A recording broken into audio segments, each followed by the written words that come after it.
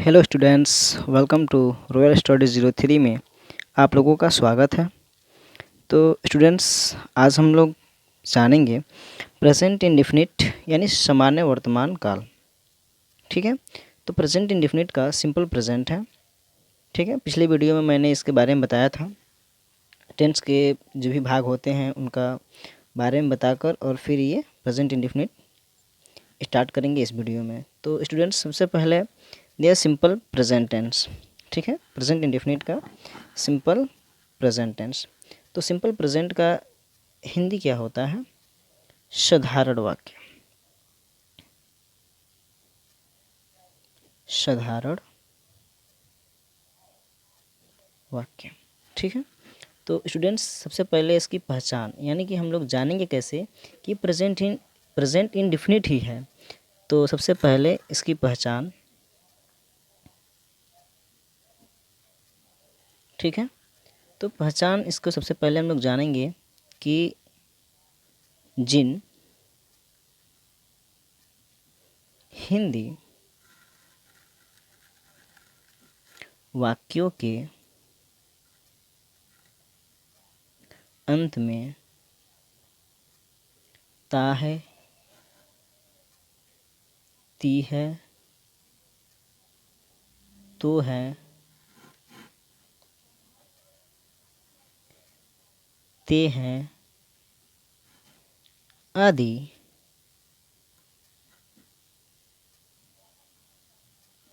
शब्द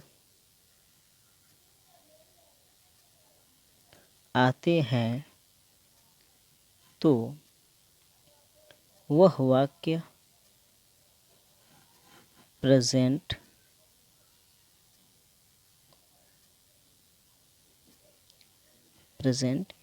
इंडेफिनिट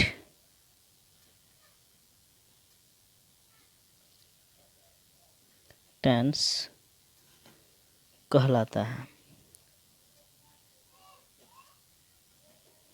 ठीक है, जिसकी पहचान क्या है कि जिन हिंदी वाक्यों के अंत में ता है, ती है, तो है, ते हैं आदि शब्द आते हैं तो वह वाक्य प्रेजेंट इंडेफिनिट टेंस कहलाता है।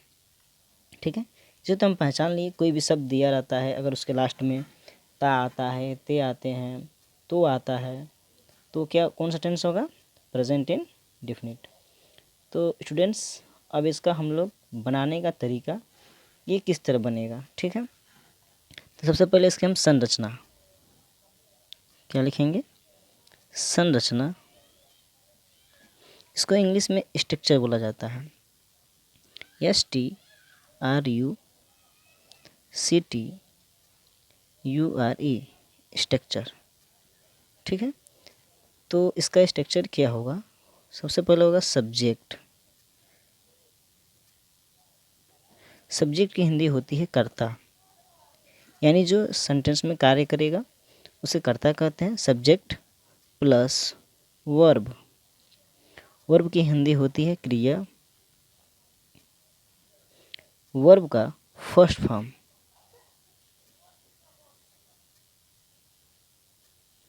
प्लस यस या यस प्लस ऑब्जेक्ट OBJEC सी के बाद टी। ठीक है, ऑब्जेक्ट। तो स्टूडेंट, इसका स्ट्रक्चर यही है कि सब्जेक्ट प्लस वर्ब का फर्स्ट फॉर्म प्लस यस या ईएस प्लस ऑब्जेक्ट। ठीक है, और इसमें हम लोग पॉइंट यानी कि कैसे पहचानेंगे कि फर्स्ट फॉर्म है कि सेकेंड फॉर्म है कि थर्ड फॉर्म है, किसके साथ यस लगेगा किसके साथ यस नहीं लगेगा। तो उसके लिए हम लोग यहाँ पे नोट में लिखते हैं। ठीक है, नोट में हम लोग लिखेंगे कि थर्ड पर्सन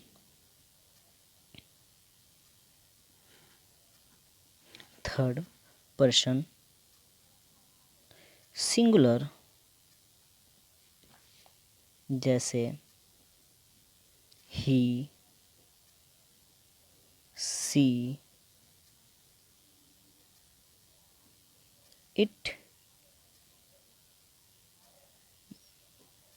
या किसी का नेम, ठीक है, क्या है, थर्ड पर्सन सिंगुलर, जैसे कि ही, सी, इट, नेम, किसी का नाम आ जाता है तो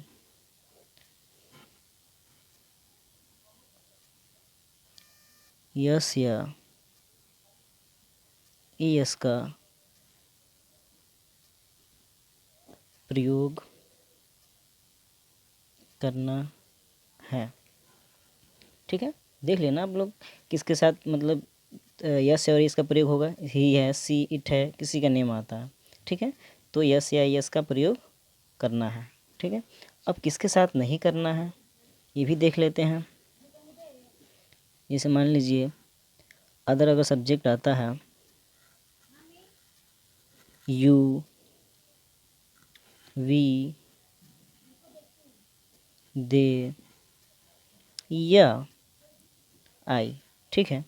अगर आता है वी, यू, वी, दे या आई आए तो यस या यस का प्रयोग नहीं करेंगे, ठीक है। तो बस ही, सी, इट और किसी का नाम आता है तो यस और यस का प्रयोग करना है। यू, वी, दे या आई आए तो यस या यस का प्रयोग नहीं करना है, ठीक है। अब इसको हम लोग लगाएंगे तब समझ में आएगा, ठीक है। तो सबसे पहले हम लोग लिखते हैं सेंटेंस, ठीक है। तो अगर हम उदाहरण यहाँ पे लिखें,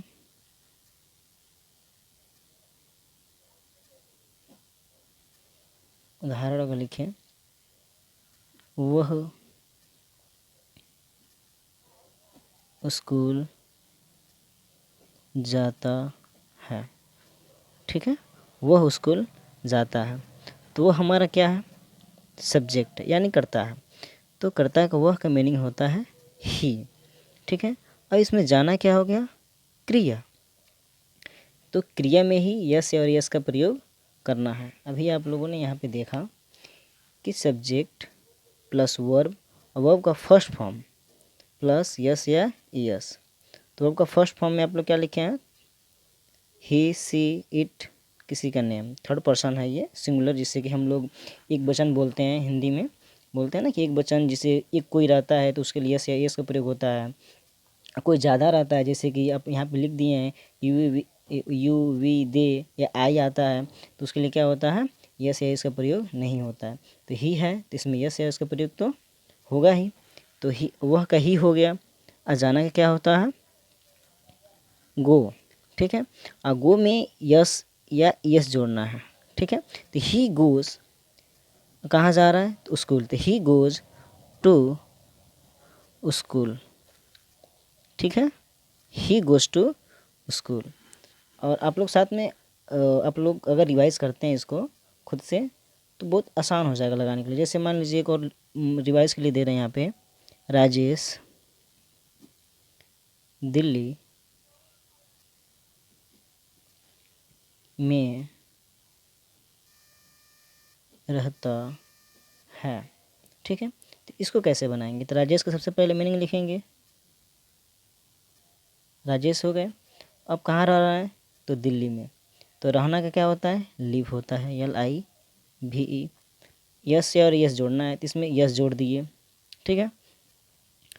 राजेश लिव, अब कहाँ रह रहा है, दिल्ली में, तो इन दिल्ली,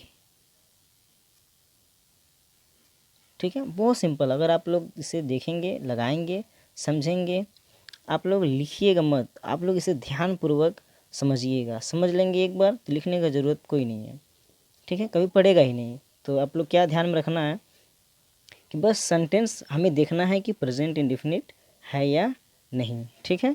तात आता है तो समझ जाएंगे, फिर इसका स्ट्रक्चर याद कर लेंगे क्या होता है और लगाने का तरीका।